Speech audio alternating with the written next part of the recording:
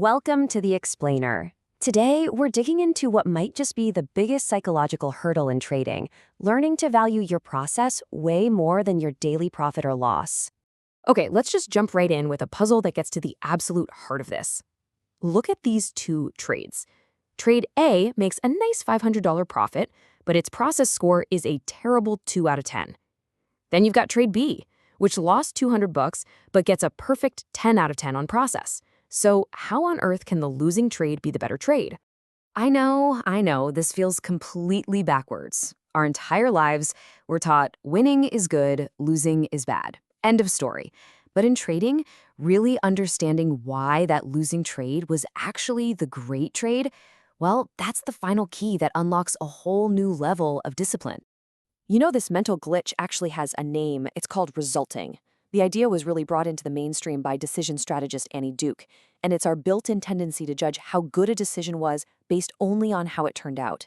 In a game of pure probabilities, which is what trading is, this is a catastrophic way to think. And this is where it gets really interesting. Think about that profitable trade where you broke all of your rules. You didn't follow your plan at all. That doesn't make you a genius. It just makes you a lucky fool. You got rewarded for bad behavior, and that reinforces a habit that, sooner or later, is guaranteed to ruin you. So, if it's so obviously destructive, why are our brains totally hardwired to fixate on the outcome? Why is it so incredibly hard to just disconnect from the P&L at the end of the day? Well, it all comes down to some really powerful, really primitive emotions that are hard to ignore. It's because these raw emotions, fear, hope, greed, FOMO, they're like hijackers. They're designed to completely bypass the logical, analytical part of your brain. Fear screams at you to sell a winning trade too early. Hope whispers that a losing trade will turn around if you just hold on a little longer. Greed tells you to risk way too much. It's a system designed to make you buy high and sell low, over and over again. And as if that wasn't enough, there's a hidden force that makes all of this even worse. Decision fatigue. After you've made dozens, maybe hundreds, of small, high-stakes choices all day, your mental energy, your actual willpower, is just completely drained. And that exhaustion makes you so vulnerable to impulse, leaving the door wide open for all those emotional traps to take over. And look, this isn't just theory. The financial cost of this behavior is absolutely staggering. A famous study by Professors Barber and Odin looked at thousands of brokerage accounts, and the results were just brutal. The overall market returned almost 18% a year, but the most active traders, the ones making the most emotional, outcome-driven decisions, they only made 11.4%. They were trading more and making so much less. So how do we escape this trap? The goal isn't to become a robot and turn off your emotions. That's impossible. The goal is to build a system, a whole new way of thinking, that basically makes those emotions irrelevant when it's time to execute.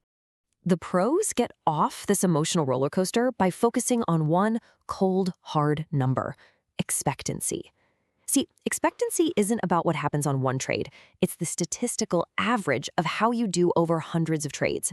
It's the mathematical proof that your process, your system, has a real edge over time. And the basketball analogy is just perfect here, right? You don't judge a pro player's skill on one single free throw. They might make it, they might miss it. Who cares? What matters is their free throw percentage over a whole season. That's what shows their real skill. One trade is just noise. A series of trades, that's the truth.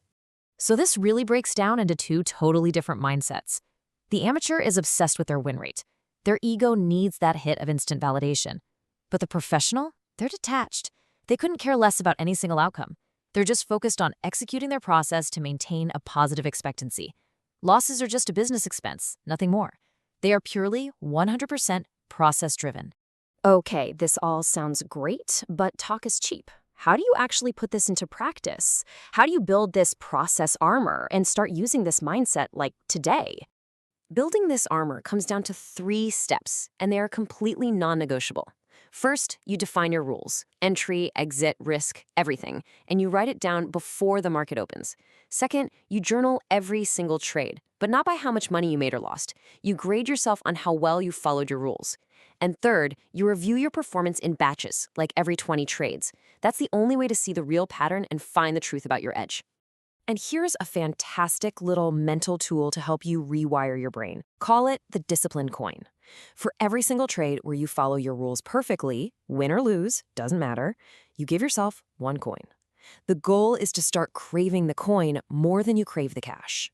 You are consciously retraining your brain to get its reward from the one thing you can actually control, your own discipline. Because ultimately, that's what it all comes down to. The outcome of any one trade is pretty much just random market noise. It tells you nothing, absolutely nothing about your skill or your system. The only thing that reveals the truth about your skill as a trader is a disciplined process, repeated flawlessly over and over again. So at the end of each day, stop asking, did I make money? The only question that truly matters for your long-term survival is, did I win the process?